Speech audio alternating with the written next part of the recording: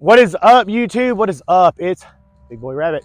I'm out here with Mississippi Milsurp in East Central Mississippi. It's like 36 degrees right now, but standing in the sun. It's all right. And it's a blessing to be 36, not 106, so we'll take it. Today, I'm going to tell y'all a story. That's right. Sit down, put on your headphones, get you some coffee or some tea, and get a book. I don't know, just listen. This is gonna be fun. So recently, if you're following my channel, you saw the post. Me and the Rust Man was out in our duck hole, ducking around. No, we was going out duck hunting. You know, we got a really nice place out here, and got a lot of ducks going to it. But we were going out here. This is the furthest we'd ever been into it. It's a swamp. All right, it is about an acre's worth of swamp, and the swamp, it's about that deep at the shallowest, and then about this deep at its deepest out there while you're going around. So you got to be careful while you're going out there. It is super deep. No one goes out there but us. And probably no one but us has been out there in, what, 110 years probably? Just us. So I was looking for confirmation from the Rust Man. He's just giving me this blank cameraman stare like, no, I am the technician today. So what happened? We're going out there, and he was actually already out there. He was lowering the water level for us because it had gotten a little high from the rain. We dropped it. He was dropping it down about 2 feet, and he was like, yeah, man, we dropped it down. It's looking good out here. Why don't you come out and duck hunt? I was like, yeah, let's go. So I grab old Maggie. This is my Ithaca Mag 10. Maggie is what I use at duck hunt. It's a semi-automatic 10 gauge. It's an old 10 gauge, and that shell looks funny. It's because we dump out the steel and we put bismuth in it, because bismuth is much better than steel, and it's more lethal, and it's more ethical in my opinion. It's non-toxic, it shoots farther, it shoots harder than steel, and you don't have a lot of wounded ducks. Like when you hit them with bismuth, they're going down pretty much out of anything. The 10 gauge, they're going down at 60, 70, 80 yards up there, no problem. This is a serious freaking gun. I also had my K31 on my back. Why do I have my K31s? Because I haven't killed anything with it, and there's a buttload of beavers hanging out down here. So I thought, hey, I might get a bonus, you know, shoot old beaver with the FMJ with K31, have its first kill. It'd be fun. I wanted to do it. So I go down here, and we're going down into the swamp. And I'm going down with Huskers. I got old Husker baby with me. So I had old Huskers with me. And it was like in the 40s, but the water temp I knew was like 28. It was okay, because what I had planned to do is there was a huge, we could see the top of it, this huge beaver hut, or what we assumed was a beaver hut. It's a little chilly. I'm going out here and I'm warming up because we have to walk out there and about a quarter of a mile to get out through the swamp, you know. And we get out there and I'm going, yep, I'm gonna go right through there. Huskers is at my feet. We hadn't quite gotten to the water yet, and old Rust Man was already there. Couldn't see him, but I knew he was there. So I hear him. He goes, can you see where I am? And he would have been totally camouflaged, but he left the old Browning sticker on his Browning BPS 10, and I could see that bright yellow Browning sticker. He was super camo down in there though. Right in the middle of the freaking swamp, he found a hole to sit in. It was freaking sweet. But so I see we haven't been to this beaver hut yet. It's just a giant hut, logs stacked up, and I mean, it's got to be a beaver hut. We see the beavers, beaver dam, beaver hut. I'm going to go to that. That's where I'm going to set up today to duck hunt. I think it's really good position, super camo. I'm going to lay down on top of it, not move. That's pretty much all you got to be. You don't have to have like a blind or anything. As long as you're still when the ducks fly, it's fine.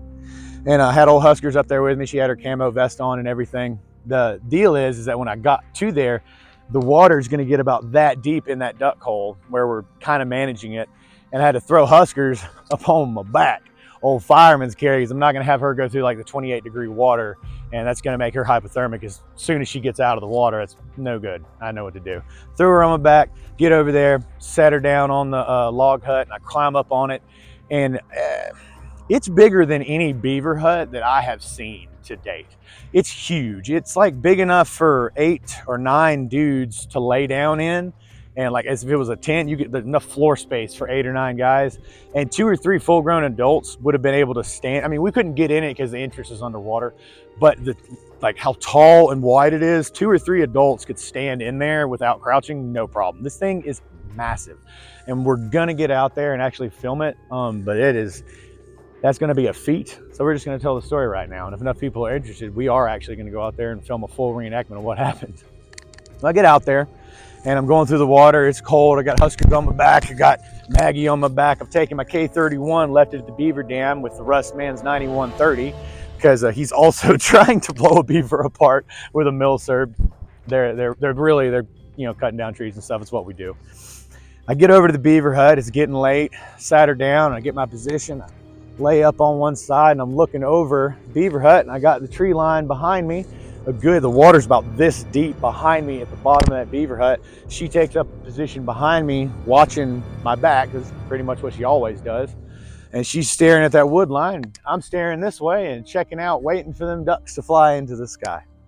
And we're waiting there, being real still and calm. It's cool. There's not much wind. And all of a sudden, Husker baby goes, "Roar, roar." And like, what the? Like, she does not growl. Like, she only growls at people. Like when they appear, like say a game warden or another hunter appears out of the woods. When that happens, she's gonna growl as soon as she recognizes that there's something bipedal walking, and then as soon as she sees it, she's going to start alert barking. That is the only. She does not bark at duck. She doesn't bark at deer. She doesn't growl at game.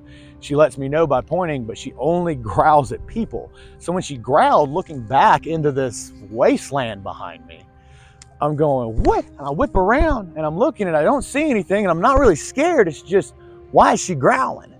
And then all of a sudden, 50 yards back, we hear, ah,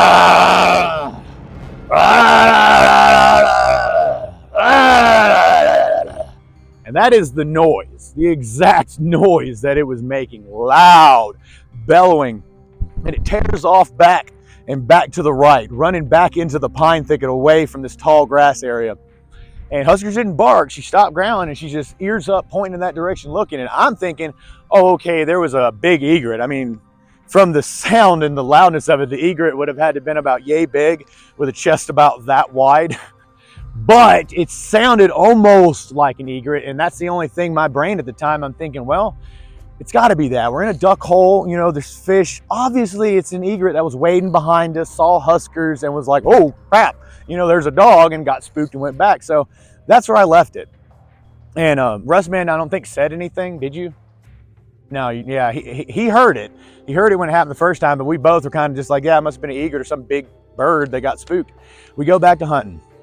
Now I'm laying there another 20 minutes. It's really like the sun is just about to set. It is all the way at the crest, right? It's not sunset yet, but it is just a few minutes, all right? The temperature is dropping. I mean, rapidly. I had ungloved hands, and at the start I was okay, but as soon as that sun started cresting the horizon, you could feel the cold start just jabbing into any exposed flesh, started jabbing in as the temperature dropped and started getting colder, going, oh yeah, the ducks are definitely gonna fly today. You know, they're feeling that too. If you're feeling it, they're feeling it. I'm going, oh man, this cold, it's coming. It was a hard cold coming. And as that sun starts setting, and Huskers is still looking behind me as she does, we haven't seen any birds. We're still waiting on the ducks. We haven't seen any flight yet, which is kind of odd because we should have already seen some mergansers or some of the early flight birds come, and they haven't flown yet. And then all of a sudden, everything's quiet. It's quiet. There's no wind. Can't hear anything behind me. Everything's quiet. And then Huskers jumps and goes, which scares the crap out of me, because again, she only alert barks at people. When another hunter or a game warden, like we're on public land, when another hunter or a game warden's coming to do a check, as soon as she visually sees that human, immediate alert bark at him. That's what she does. She does not do that at deer or at ducks or at squirrel. She's been hunting for 4 years. All right, this is what she does. She boo and jumped like, oh my God, there is a person right behind us. I whip around, drop Maggie, just left it lay there, pulled my Glock out and pointed, because there's not supposed to be any humans behind us. Like, there's no possible way. There's no possible way there's humans back there. It is nothing but wasteland throughout there, and the people who own it live in like Texas. They're never here. It's just something they own. They cut trees every, I don't know, 40, 50 years or something. So yeah, that's what it is. There's no humans that should be back there. And after she jumps and woo, scares the crap out of me, I roll over and I don't see it, but I see the tall grass go down where something just bolted. The reason she barked and jumped back is because whatever that thing was sneaking back up on us through that grass. And as soon as she saw it coming through the grass, she alerted, scared her, jumped back. And when I whipped around, all I could see was the grass go down. And yet again,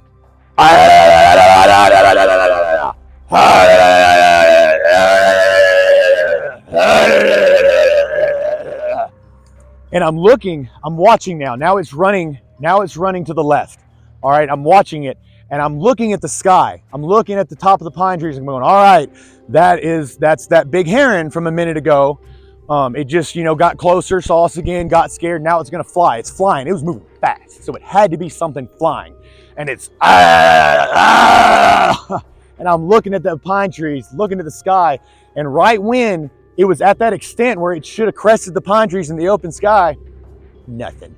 And the noise continued around into the low brush. And I'm going, oh no, that's something on the ground. That is something on the ground moving so fast that we think it's flying through the woods. That is how fast it is moving. And then it clicks. And at this point, we have both stood up. We're going, what is that? That is not something we have ever heard before. And what is going on? Russman stood up. I've stood up. Husker's at full alert. She's growling. She's walking. And she's backing up into me. She's got her hair up like there is a predator or a presence or something is happening. We stand up and we're listening to it. Watching. And then it dawns on me. It's on that old skidder trail.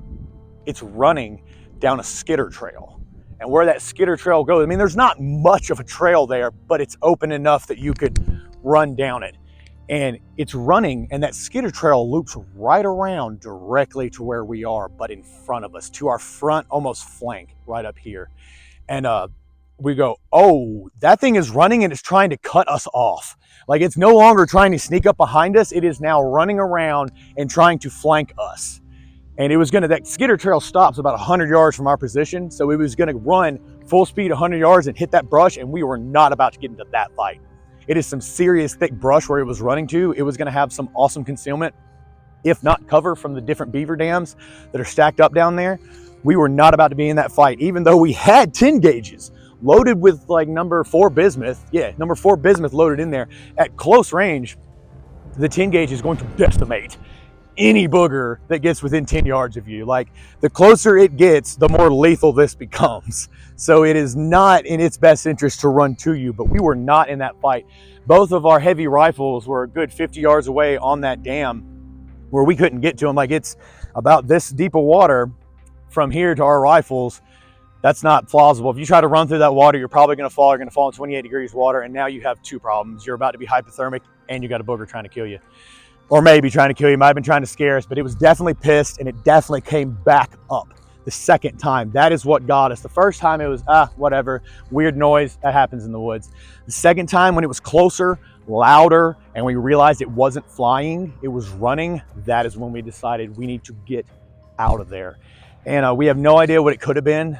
The most common things that are around here are skunk apes, is what we see the signs of, and we see, game camera things of skunk apes and bits and bobs, and we see them way down range. That could be a skunk ape, something that's moving through, could be a big bear. That's what we normally see. Hide behinds, not that I'm aware of, really make much noise. Anytime that I've seen any dark shadow jump behind a tree, it's not been like, ah, and then jutted back behind the tree. So we don't know. And that the noise, I've heard a Bigfoot recording that was up in Washington, I believe.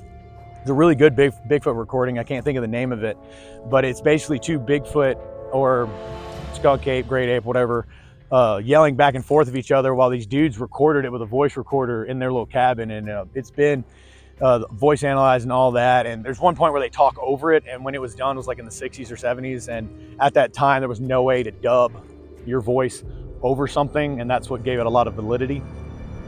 So we're really unsure what it could be.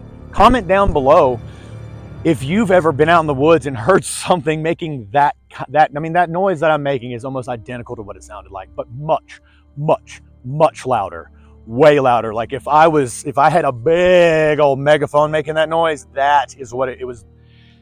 deafeningly loud when it was up close, incredibly loud. And it was so loud that it was projecting to where you could tell which direction the thing was facing as it made the noise, because it would get louder and softer as as it moved and faced away and back toward us. We could hear that. That's how loud it was, like insane. If you've had an experience like this when you've been out hunting, please comment down below. This is by far one of the weirdest experiences that I've had out duck hunting. For sure, I've had a lot of crazy stuff happen at night, and later on in the channel, you'll hear more about that. And we're probably going to get out here before too long and film the reenactment of this, because it is absolutely insane. You got to see where we were. We were absolutely in the middle of nowhere out here. It is prime booger country. And if you hadn't already hit that subscribe button, make sure to hit it and click that bell so when you get to see the reenactments and some more cryptid hunting videos coming out. We're just straight up hunt cryptids is a thing that we're going to do. So I know a lot about it. We're going to get some deep lore stuff out, and catch you next time.